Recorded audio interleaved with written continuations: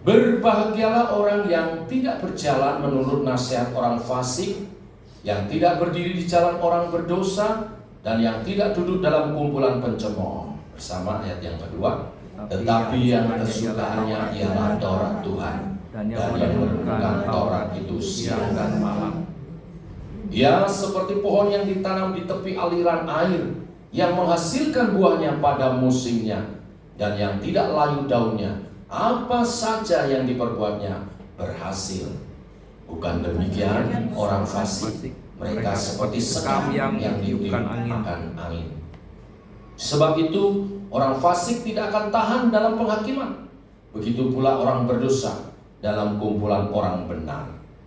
Sebab Tuhan mengenal jalan orang benar, tetapi jalan orang fasik menuju kebinasaan. Bapak Ibu jemaat Tuhan, boleh dimunculkan PPT-nya next. Tuhan kita sangat ingin umatnya berbahagia. Tuhan ingin Bapak Ibu Saudara dan saya berbahagia. Amin.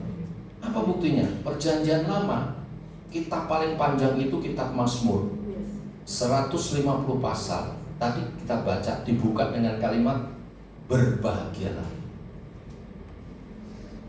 Lalu di perjanjian baru, Tuhan Yesus, Tuhan dan Raja kita, Kalam yang hidup, mengajar umatnya pertama kali yang terkenal dengan khotbah di bukit di Matius pasal 5, dimulai dengan pengajaran apa?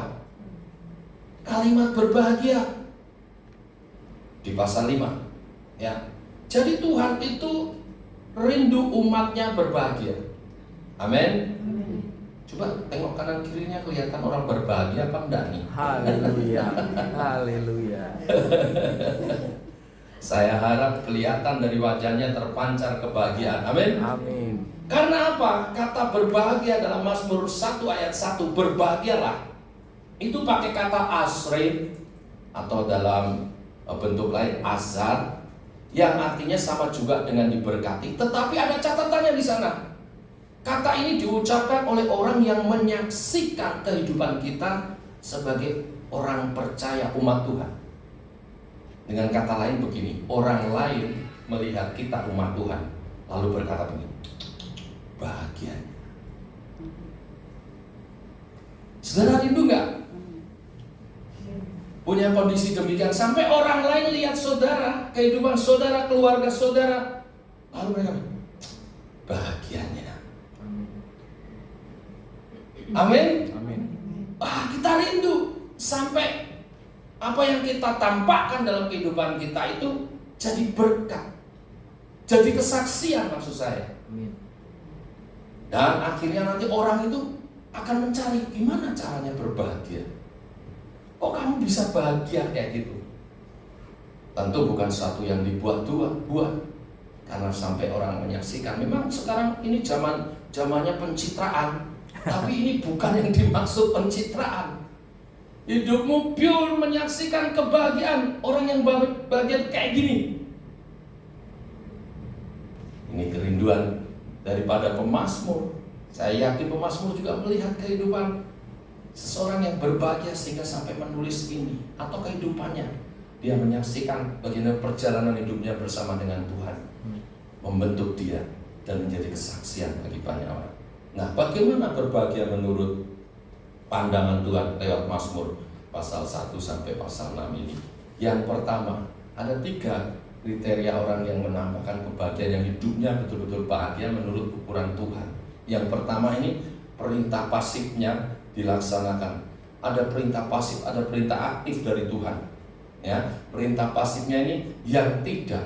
Ayat 1 katakan, berbahagialah orang yang tidak berjalan menurut nasihat orang fasik, yang tidak berdiri di jalan orang berdosa, dan yang tidak duduk dalam kumpulan pencemooh. Perhatikan, ada 3 kata kerja, berjalan, berdiri, duduk. Ini memiliki arti masing-masing. Berjalan itu bicara perilaku. Nah, berdiri berbicara tentang sikap. Berdiri berarti satu pendirian, sikapnya sama.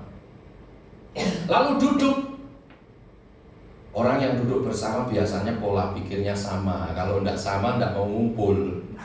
Ya kan, ikan teri kumpul ikan teri, Iya. kakap kumpul ikan kakap, kan begitu.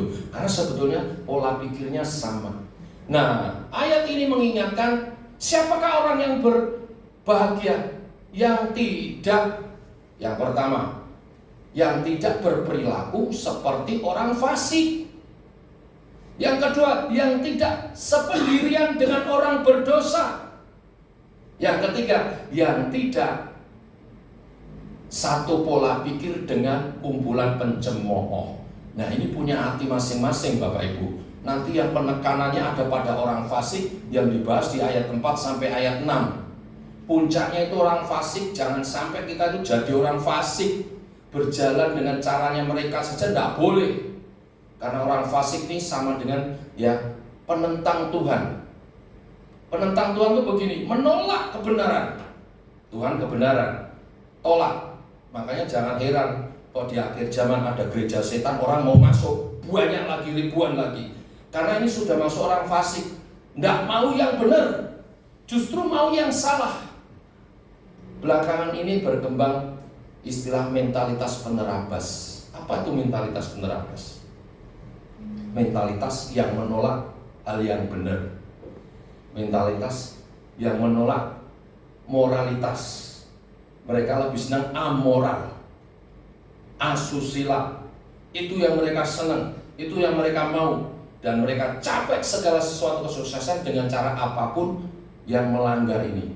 Jadi ya nipu, ya korupsi, ya segala macam. Tidak ada istilah salah dengan mereka, justru yang salah mereka suka. Kalau nipu berhasil, senang. Ya. Kalau bisa memfitnah, senang. Yang penting tujuannya tercapai. Menjatuhkan segala macam. Lah ini justru akhirnya ini begitu berkembang luar biasa.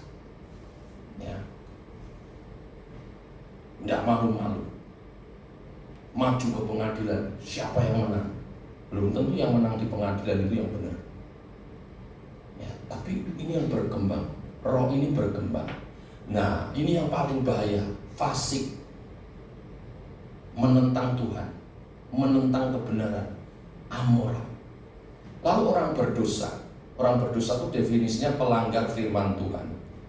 Ini masih levelnya di bawah daripada orang fasik. Kalau orang fasik ini sudah susah dibenerin, ya, sudah susah dibenerin. Nah, menolak kebenaran, ya kan, mendustai Roh Kudus. Karena apa? Menolak Roh Kudus, tidak ada jalan lagi. Tapi orang berdosa masih bisa bertobat, asal bertobat masih bisa ditolong. Nah, orang berdosa melanggar firman Tuhan. Nah, level yang paling bawah, tapi ini tidak boleh diabaikan. Justru peringatannya hari ini di poin yang pertama ini kita mesti perhatikan yang level paling bawah. Sebab kita pikir ini umum orang lakukan.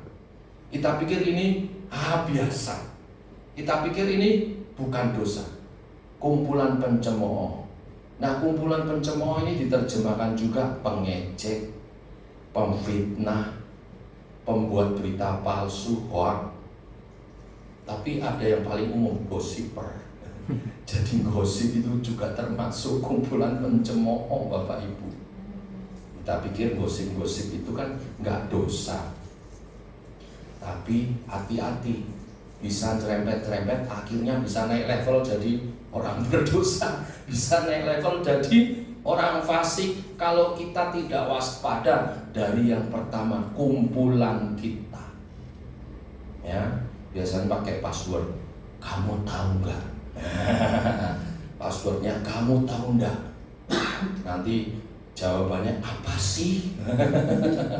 Nanti sumbernya ini loh, nih. Nanti ada pembumbunya. Iya bener.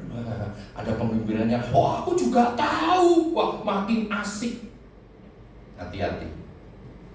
Poin pertama ini kita diingatkan dengan siapa kita berkumpul, pertemanan kita. Ya, kalau orang fasik biasanya kita langsung tolak, tapi dari yang awal ini loh, kita diingatkan kita mesti hati-hati. Ya, dengan siapa kita